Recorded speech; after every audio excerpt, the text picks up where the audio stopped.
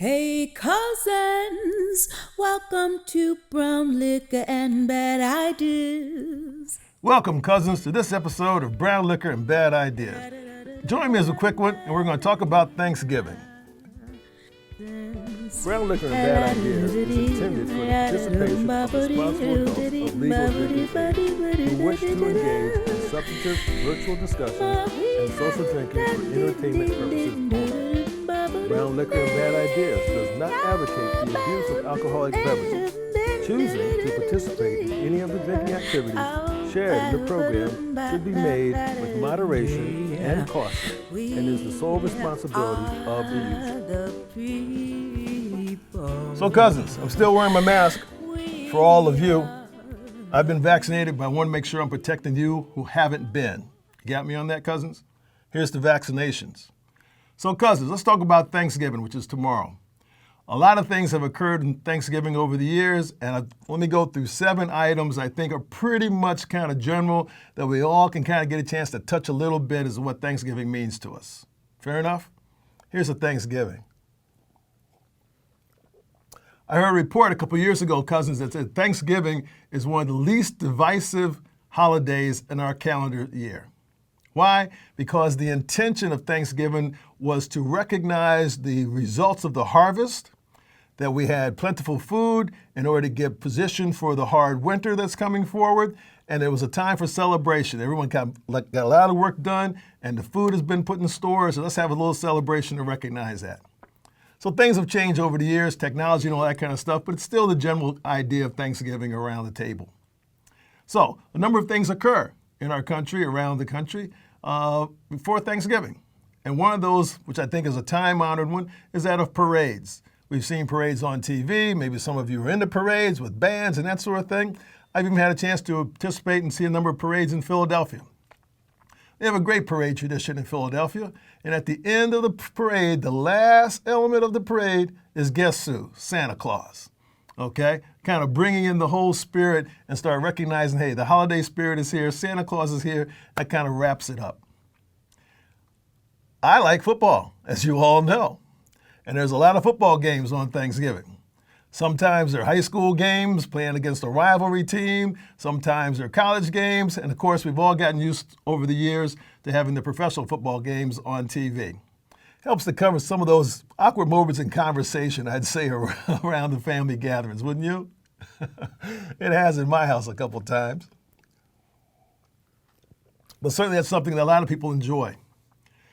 Thanksgiving is also a time for donating charity or recognizing charity, and recognizing that as you may have a bountiful feast in your planet, in your world where you're living, there are others who may not be as fortunate.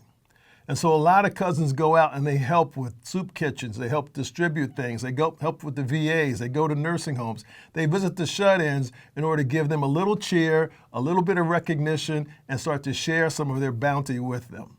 That's a great tradition, cousins. And for all of you who do that, here's a drink to you. Thanksgiving also gives us a chance to travel, and travel a lot. And they were also talking about how this year that the number of people flying are going back to 2019 levels. 2019 levels, okay? So they're advertising, as those of you who have already been on planes, the lines are pretty long, right? Just recognize that we have to be calm and collected and take care of ourselves and be patient getting through all the lines and getting safely where you want to be. That travel is why, so we can visit with friends and families and other people that we want to spend some time with, okay? Perhaps we haven't seen people in a while this year because, maybe last year was kind of shut down, you know what I'm talking about? So we may not have seen a lot of people since 2019. I have a couple of friends who they've had newborns that members of the family haven't seen them and will only be seeing them this Thanksgiving for the first time. Everybody in the household is going to be vaccinated, okay? But it's the first time they're going to be seeing them. That's going to be pretty joyous occasions there. So the other aspect, so you think about Thanksgiving, is people do a lot of shopping. And in that shopping, we're out there trying to get that deal and get that one aspect, find that one item, get that computer, get that television, whatever it is that you're looking for on your list. I'd like to ask you, cousins, to also recognize that all of those people who are serving you, all those cousins who are serving you on Thanksgiving in shopping locations, getting coffee at the bakery when you're bringing rolls in, at the gas station, all those cousins have left their families to be with you and to serve you and take care of you. So when you get an opportunity, one, be kind to them. Two, recognize that what they're doing for you. And if there's an opportunity for a tip, give them a tip. You know what I'm saying? Because they're out there taking care of you so you can get where you want to go to enjoy and be with your family and friends. And last one, cousins, is let's be honest. We're going to eat and drink on Thanksgiving, aren't we? Maybe a little brown liquor, maybe a little wine, maybe that sweet tea. I'm trying to be considerate because some people shouldn't be having sweet tea. You know what I'm talking about. Drinking water. Water. That's good for everybody, right? Everybody have a glass of water. All right, that's a bad idea for this week. Everybody have a glass of water for Thanksgiving dinner. But the other point is you get a chance to have those foods that maybe you haven't had in a while. Have those flavors that bring back memories of relatives long gone who used to cook it a particular way, and that's so rich and such a wonderful tradition that we're all looking forward to in our own way, right? Can't beat it. And we might, in fact, overeat a little bit. And depends upon, Uncle might sit over in the corner, take a little snooze, but that's okay. We understand that's the way our family works, right? That's solid. Beautiful. So let me offer this, cousins. This year, though, as we're gathering around the table, as we're gathering with your family and friends, and you're having that festive activity associated with Thanksgiving, let's change the dialogue and the conversation a wee bit, okay? Let's start looking at the things that bring us together as opposed to things that are tearing us apart. You with me, cousins?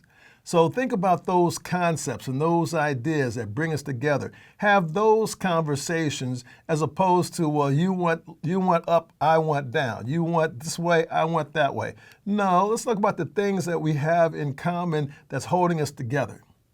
Because I've said many times on this show, we the people is where the strength is. We the people have to come together in order to be together to accomplish the things we want to have done. Separately, we're weak. Together, we're strong.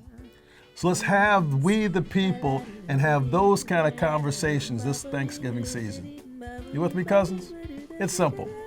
Let's focus on the positives, focus on what brings us together commonly, that's positive and good, and then we have a great foundation to enjoy all the other pleasures and good ideas and festive activities associated with Thanksgiving. All right, cousins, that's it for this week. You have a great time tomorrow, and thank you for joining me on this episode of Brown Liquor and Bad Ideas.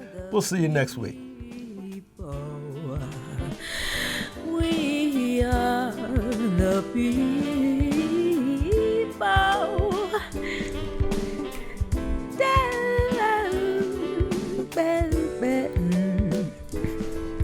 Welcome to the show.